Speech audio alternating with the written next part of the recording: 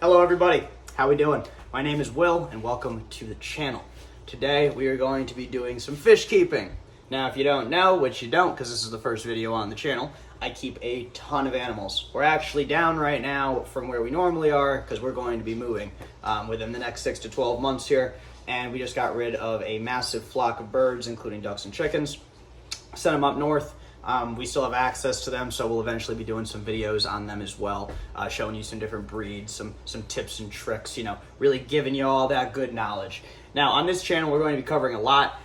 This is not one of those channels where you're going to come on here and it's going to be dedicated to one thing. If I feel like putting up a fish keeping video one day, that'll be that. If it's about the dogs, then it's that. If it's I went for a nice hike, if it's I got another tattoo, whatever the case may be, we're throwing it up on here. Pardon the mess. Like I said, we're going to be moving. But without further ado, let's get into what we're going to be doing today. All right, so what do you need for your Betta tank? So 5-gallon tank, that should be your minimum. If you're getting a Betta, get a 5-gallon tank. Don't go with the 3, don't go with the fish bowl, get the 5-gallon tank. About $20 right here from PetSmart, you know, pretty affordable. Right here, we have one of the top fin 5-gallon lids. They are adjustable to an extent. You got these rubber backers. You also come with 2 side pieces, and you get that handle stick on right there. And that is what we're getting for the tank. As far as filtration goes, when we set it up, we're going to be setting up a small sponge filter in all of these, and they're going to be running off one larger air pump. I'll show you how we set that up when we go and grab it later this week. And for temperature, as of right now, we're actually not going to be doing anything with the temperature. The ambient temperature in the house, because we don't really use our AC too much, is about 78. Before I was so rudely interrupted by my phone dying, I was telling you what you need for a Betta tank. All right? So, in the meantime, while this thing's been charging, I went and did a couple of things. So, first things first, I cleaned them, okay? How do you clean your fish tank? So, you never want to use soap. I'm going to tell you that right now. You want to kill all your fish, use some soap. Hot water and an unused sponge. I buy like a 5-pack of them from Dollar General. Just use them on the fish tanks. I use them once and I try and keep them clean, but if they get anything in them or anything like that, throw it right away. So, what are we looking at now? This actually has water in it now. Yay! So do the other 2, and they're sitting over there. And what we're going to be doing right now is doing a water test. So if you don't know how to use a water test kit, which you should, because it literally comes with books on how you should do it, I'm going to show you right now. Test kit. Ooh, almost dropped my ampules, boys. Not good, not good. So, you get a bunch of different water test kits. They all do the exact same thing. With them, you should get 4 of these little test tube ampules. You'll get, let's see, what is this? 6 different bottles. And what you're going to be testing for is ammonia, that'll kill your fish. Nitrate, that'll kill your fish. Gonna be honest, or nitrile, my bad. Nitrate, that'll kill your fish. For the nitrile, or nitrite, yeah, nitrite. I don't really ever test for it anymore because it always came up 0. I've heard that it's a lot more important in saltwater tanks. I've just never ever had a reading on it, so I stopped testing for it. But you should test for it. Test for all of them. I'm not going to be doing that today, though. And then finally, you have your pH. So what I'm going to do first, and I'm going to fill these up. I'm going to also with these kits, I said anyone can read them. They come with these little books, or sometimes one big book. And these little books will tell you everything that you need to know. They will give you your levels. Let's see, for instance, for pH, pop it open, some good information there, and then you just go against that. So, let me get some water samples, let me drop some chemicals, and I'll show you what we're looking at. All right, so we've added our solution for pH. And it's looking green. Now, when you're checking this against your sheet, you would like to have good light. Ideally, because good light is the difference between a good read. So, looking at it, we're sitting at somewhere between 6.5 and 7, but we're definitely in that safe range. So what we're going to do is we are not going to touch our pH. That is good. That's right where we want it. All right, guys, so pH is good. Next, we're going to be doing our nitrate. So first bottle, you're going to add 10 drops. 1, 2, 3, 4, 5, 6, 7, 8, 9, 10. Cool, make sure you only do 10. Next, we're gonna take this, make sure it's uniform. Fuel for the 30. We're going to viciously shake our bottle. Just double check. Yep. And then we're going to do the same thing, and then we're gonna shake it for a minute, not for 30 seconds. So it's always important to double check your directions and not listen to guys on the internet. 1, 2, 3, 4, 5, 6, 7, 8, 9, 10. Alrighty. Now, by the way, the reason I didn't vigorously shake that is because I did a take of this already and I did it wrong. So it's already been vigorously shaken. What we're seeing is looking good. You want it to be yellow. Our nitrate levels, they're looking good. No nitrate. You want 0 nitrate. 0. That is a big killer of your fish. Same thing for your ammonia. Ammonia is a byproduct of the fish, but you don't want it in your water. You want to make sure that you got good bacteria in there getting everything out of the water. So we got our test tube already. Boom. What we're going to do first, we're going to pop the top. Come on, pop the top. Next, we're going to add 10 drops of our solution.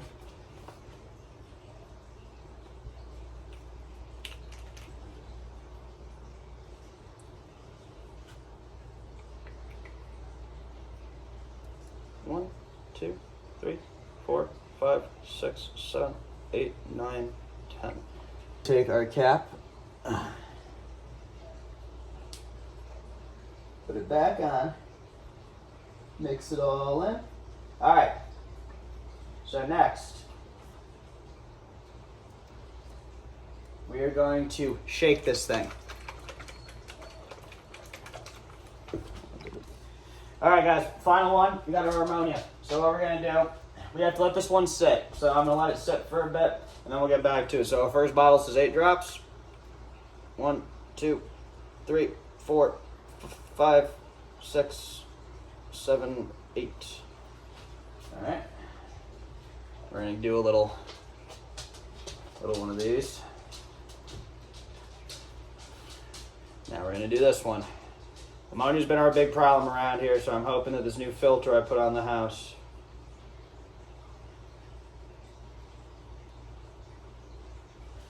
is going to make a difference. So now, give that a good shake.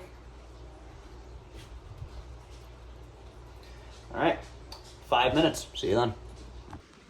We have another visitor. It's the handsome boy, Drake. What a good boy. All right, guys, results are in, and as I kind of assumed, it is not good. We're green, so we're going to be adding a little bit of stress coat. Now, stress coat's great. It limits, or not stress coat. Quick start. I have 2 bottles of stress coat sitting right here. Don't hold me to it. Quick start is good anytime you start a tank. Just use it. It's good stuff. All right, guys, this is the 40-gallon tank over here. Right now it's occupied by about 15 black neon tetras, 1 turquoise rainbow fish, and then we have these 2 beautiful angelfish. Now, this is too much tank right here for what we got going on in it. So what we're going to be doing with this one is taking all these black neons out, taking our little friend Mr. Turquoise out, and we're going to be putting them over into the 75 over here. Now, friends, here is our 75, and as you can see, it is not looking good. So we're going to do probably pretty darn close to an 80 or 90% water change, probably even the 70 realm in reality. But we're going to be taking all the fish from the 40 and putting them in here. Over in this tank, we got a bunch of cories in here. We have albinos. There's some Julies in here. Not Julies, Sturbis, I apologize. We got some Buenos Aires tetras, super cool fish. A couple more hiding up in there. I don't know if you'll see her, but my sailfin pleco is in here. in this murky water somewhere, as is a featherfin squeaker sedanis, and of course our friend Mr. Gold Severum. Gold Severum is a tank boss over in this one, and we're going to be giving him some new people today, but you can see it, you know, all this stuff floating in the water. You know, it's just not ideal. Next over here, we got my main man, Tater. Now there's 5 more dogs in the house, but I'm not going to track all of them down right now because they're all hanging out, but you'll probably hear them crying throughout the video because I got them locked up right now. Tater's main dog, though. He's a good boy. Isn't that right, Mr. Tate? Ooh, it's a sleeping Tate. Anyways, friends, let's check out our goldies over here. Now, these are our common goldies over here. Now, aside from Mr. Comet in there, I got all of these dudes in a bucket at one of my local fish stores because a woman had bought a property and was unaware of the pond on it. So she had about 30 goldfish, and I took about 10 of them off of his hands for free. So these guys want to get euthanized or fed to somebody. That big boy is Frank. Yeah, he's a big boy, and that's a good guy. So these guys are actually going to be moving into a much larger tank that I have downstairs that has been vacated. And we are going to be taking these guys, putting them into the big tank, taking our fancies in this nasty water over here, and Mrs. Clown Pleco. There's a male in here somewhere, too. Let's see if we can... Oh, I found him. Now you can see, that's off the reflection, but you can kind of see him right through there. There he is. Yeah, we got a bunch of plecos out here, man. There's a couple of fantails. These guys are getting nice and big. This is our buddy One-Eyed Jack. He is another rescue, Mr. One-Eyed Goldfish. This is Water Tater, named after that tater right there. He's a very good boy. And then somewhere in here is also a black Moor. However, I don't know where he's hiding right now. All right, friends. So, upon further inspection of the situation that I have gotten myself into, this has turned into a massive project. One that is going to involve me moving this entire house around. So, my friends, join me on this adventure that we are both about to undertake together. All right, guys, here we are breaking down this 50-gallon tank that we had sitting in the basement. This is where those red commons are going to be going into. One thing that I wanted to take a second to tell you guys about is to always be careful with stagnant water. Now, this tank has only been down here for about a day. It's dark like that because of all the tannins that were in the water for the fish that were down here. But just in the day and a half that it's been sitting down here, we had a ton of mosquitoes flying around. So if you live in the south or really anywhere with a warmer, more tropical climate, make sure you're careful around standing water because it can really be bad news. Water is heavy. Also, don't play with stagnant water. I've been fighting mosquitoes this entire time, and this tank has only been down here for like a day and a half, 2 days. Especially if you're in the south, be careful with stagnant water because it's not a good thing to have around, man. Not a good thing to have around. Next, I'm gonna scrape all this substrate out of here because there's a lot of good substrate. And then I'm gonna try and get this thing upstairs. Have a friend if you have to move big tanks, man. It's not fun to do alone. But when you don't have a friend to move your tank, you have to start improvising. Now, my friends, if there's one thing I learned from my time in the military, it's that any idea is a good idea if it works. Now, what we were originally trying to do here was just bring the whole thing upstairs, substrate and all. But about halfway through this, I realized that I wasn't even going to be able to move it at all because I had a flat tire on the dolly. So after breaking my back a little bit and trying to get this tank up here, I need to get the rest of this water out, and I need to scrape the substrate out still. So we strapped it on down, and we did our best to get it to the door where we dumped the rest of the water out, and then I got into doing the substrate. Well, I don't know if it was smart, but boy, it was effective. So what we did here is we threw it onto a dolly, strapped it on so I could dump the rest of the water out, and now I'll be able to come in here and just scrape all that up right into my bucket, put it down there, and I'll be able to carry this thing up by myself, hopefully. We'll see how it goes. All right, so we've done it. The tank now has no substrate, it's all in that little bucket right there. Excellent. Now we can try and move this thing upstairs and then come back down for that stand, and then I have to take a ride to go find a new black Moor. Well, with a little elbow grease, a little help from God, and a prayer. Oh, she's upstairs. There she is. I stupidly put the gravel back into this before I picked it back up to put it on the stand. So that doesn't make much sense. But regardless, that's done. These tanks are prepping still, so now we are going to run to the store to go get a new Blackmore. So after a way too long expedition, we got him. You see him swimming around right there. Oh, there he is.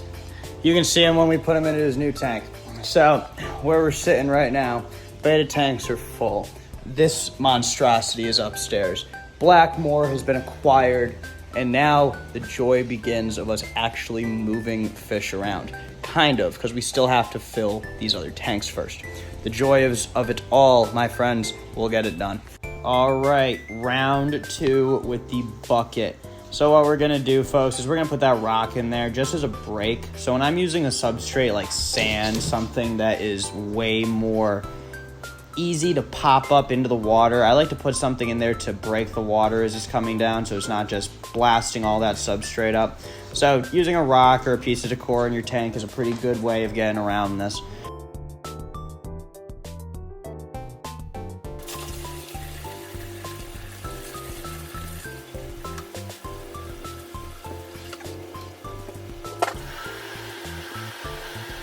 Well, I'll tell you what, y'all, I need to invest in some better video making equipment.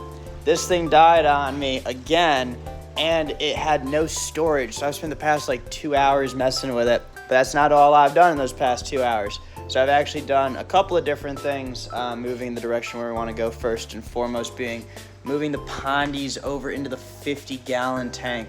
This is super cool because now we can start looking at some kois and a few other things that do well with pond goldfish, because when we're moving, we're taking all these dudes with us. So if we start the kois small, we'll get them, in a good spot for putting into a pond later on down the line. So we got them in there, but not only that, we actually moved the goldies over to their old tank, which I wasn't gonna do. I wasn't going to do that because I was initially going to put them over into the 40, where the tetras and the angels are. But oh, she's out, guys. Hold on. Let's see if we can creep up on her. Yeah, there she is. That's Sally right there, everybody. That is my sailfin pleco. She's about 6 months old, 7 months old. She's an absolute behemoth. Gotta remember how I'm recording. But yeah, so we ended up doing a little change of things. But we are in good shape now, people, because now we can get everything cleared off the top of this shelf, and we can go ahead and start getting our betas into their new homes, which is what this whole video was supposed to start as. Now, a lot of people say if you have no good bacteria in your tank already, to go ahead and wait and let it cycle through and everything. We're not gonna do that this time around, everybody. So for the pondies, they could survive a nuclear apocalypse. I'm not worried about them. The fancies just needed some more room to move around, so they'll do just fine there. I think we're actually going to turn that 40-gallon tank into a cichlid tank. I think that would be pretty cool. So I'm going to talk to the old lady about it. But this is our next order of business. Get this tank gone.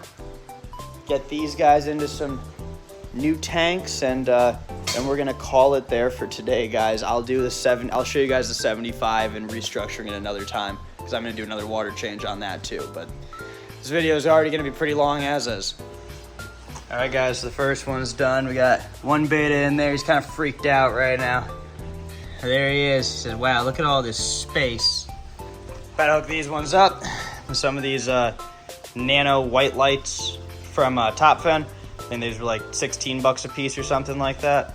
But yeah, last step of the way, guys. Last step of the way. All right, guys, so be careful about what you buy. So what I'm going to show you real quick, this light I think was like $16. This one was like $2 more. Okay, bought this one a while ago for him. Look at the brightness difference. So I don't know. Yeah, I can show you what this one's called. The flexible bright white nano LED.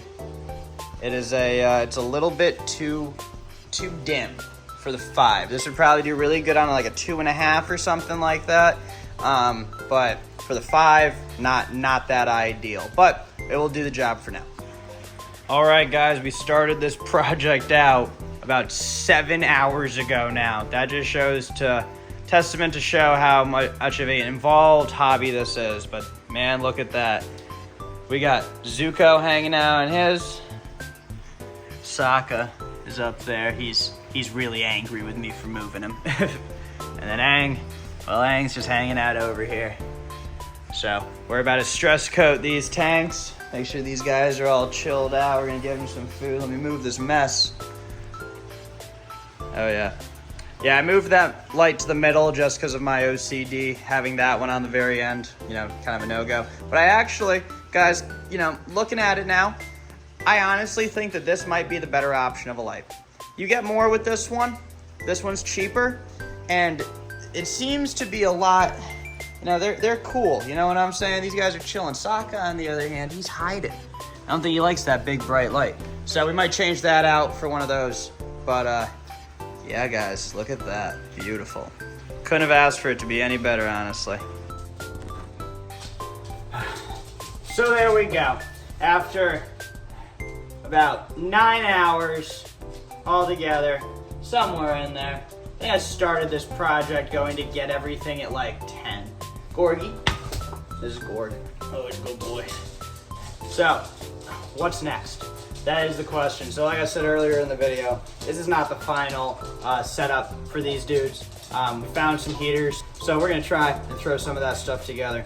And hey, no thank you. We found some heaters, so we're gonna get them up to temp. Water's pretty warm right now, though like I said earlier, the ambient temp is like 78. So they like it a little bit warmer, but we'll get them there. And then as for filtration, I will show you guys how we are going to tie up everything into one large air pump so we can power all three of the machines, or all three of the systems on one system, if you're getting what I'm saying. We're gonna do some really cool stuff for those tanks. They're super bare bones right now. I know we're gonna get probably gonna get some plecos in there.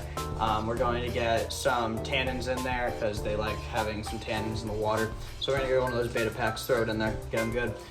We're going to throw some vegetation into there, give them some stuff to hide in, so some water listeria, some other stuff. I haven't really picked apart what all is gonna be in there yet. But with that being said, the expedition for y'all is over. I still have 2 more tanks to clean, and I have to clean this house because it is destroyed. What's up, guys? It's Will from the future, and I just want to show you guys how the tanks all turned out now that they're all done. We did the water changes. We got everybody swapped around, so I'm just going to show you. And hopefully this tank's light will stop freaking out here, but you'll see what I'm talking about in a second. So currently, we have like the thunder setting just engaged on this light for no reason. No idea what's going on with it. This is a secondhand light, so don't have a clicker for it or anything, but this will give us enough just to see everybody. Let's see if we can find Mr. Chocolate Pleco. Oh, there he is. You can see his body right there and the crotch of the octopus. But this tank is good to go. Like I said, we're gonna be throwing some kois in there, a few other things, stay tuned. Got all the dogs out today. Everybody is currently napping. Got our little friend Squeak. Ah, there she is. There she is, she's hiding. And all the dogs say very curious. That's Artemis Babe. Artemis Babe. Oh, what a pretty girl. And now finally, guys, for the piece de resistance, check out that 75. Look how much better it looks. Babe is very excited. She needs to go away. We got everybody in here. All the black neons are hanging out up there. There's Mr. Sedonis right there. Oh, don't mind my flash. Got Gold Servant over there. Sally is hiding right here with the angels, but there's Sal hiding. Yeah, everybody's getting along, guys. Look at that. Look how beautiful that is. Hey, Leroy Brown, what are you doing? Leroy Brown laying in a laundry basket. Come here, Leroy Brown. Oh, and the puppy Brown. Oh, there he is. Say hi, Leroy Brown. Anyways, guys, that's going to be it for this video. If you like these longer videos, let me know in the comments down below. If you like the fish, let me know. And if you like dogs, leave a thumbs up. You know, that's just kind of how it is here at the old I would say homestead, farm, whatever you want to call this place. It's a zoo. All right, guys, y'all be good now, and we'll see you later on the next one.